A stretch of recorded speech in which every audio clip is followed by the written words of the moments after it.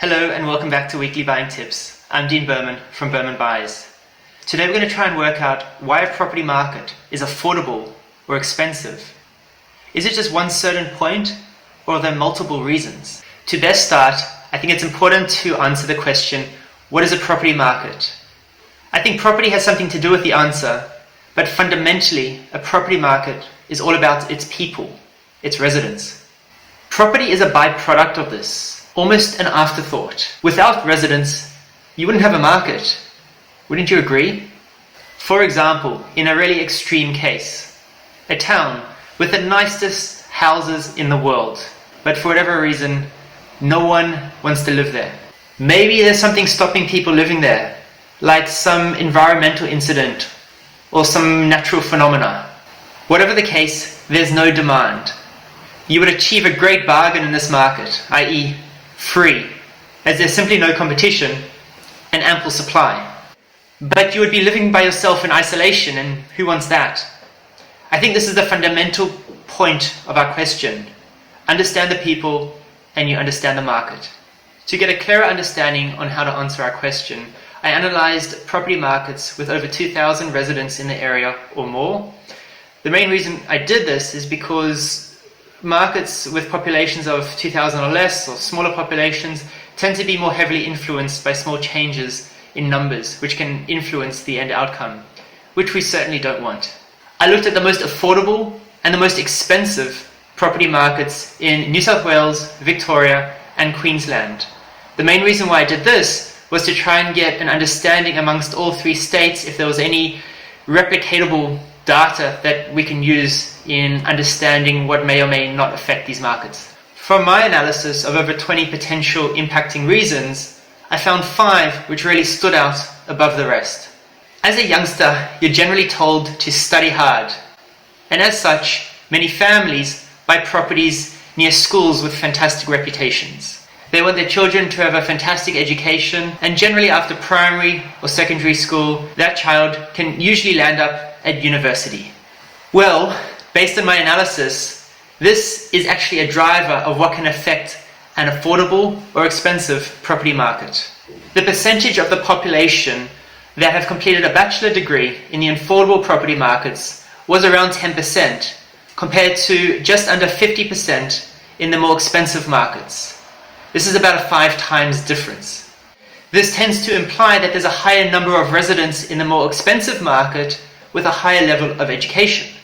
We can then hypothesize that due to this higher level of education, the residents in the more expensive market can achieve greater career heights.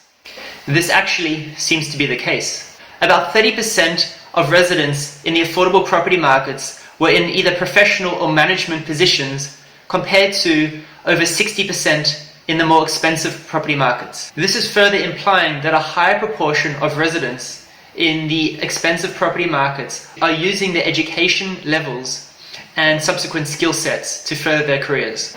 And interestingly, leading to higher incomes, which is a really key point in this topic.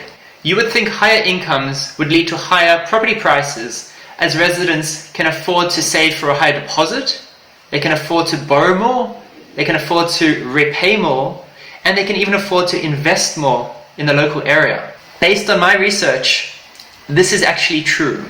As residents have nice degrees and are in positions of power, they tend to earn more. Median household incomes in the affordable property markets were about half of what they were in the expensive property markets. With these greater incomes, it also seems residents want to be where the action is, i.e., near the city where greater job opportunities can present themselves. This results in population density increasing dramatically.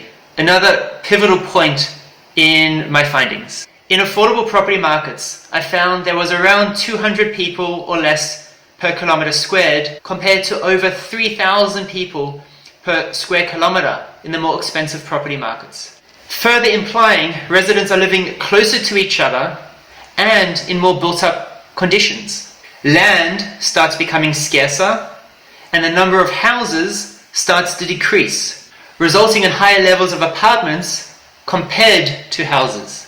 In affordable property markets, the number of houses as a proportion of the number of properties in the area tends to be above 80%, whilst in these expensive markets, this tends to drop to under 30%, further implying greater levels of apartments, townhouses, and villas in the expensive markets, leading to higher house prices due to scarcity.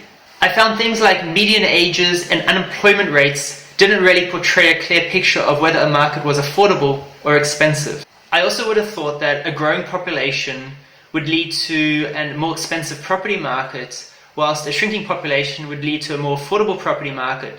It didn't really seem to be the case, maybe in relation to price growth, but it didn't seem to correlate to the actual end figure of what the median price is in that market. I also found that vacancy rates and long-term growth rates didn't really have a bearing on whether a property market was affordable or expensive. And there are multiple other points I haven't touched on, such as suburbs' reputation, crime rates, proximity to amenities, etc. In summary, in my opinion, based on the research, it's the residents that really determine whether a property market is going to be affordable or expensive. The underlying answer seems to stem from the education, jobs, and incomes of its residents.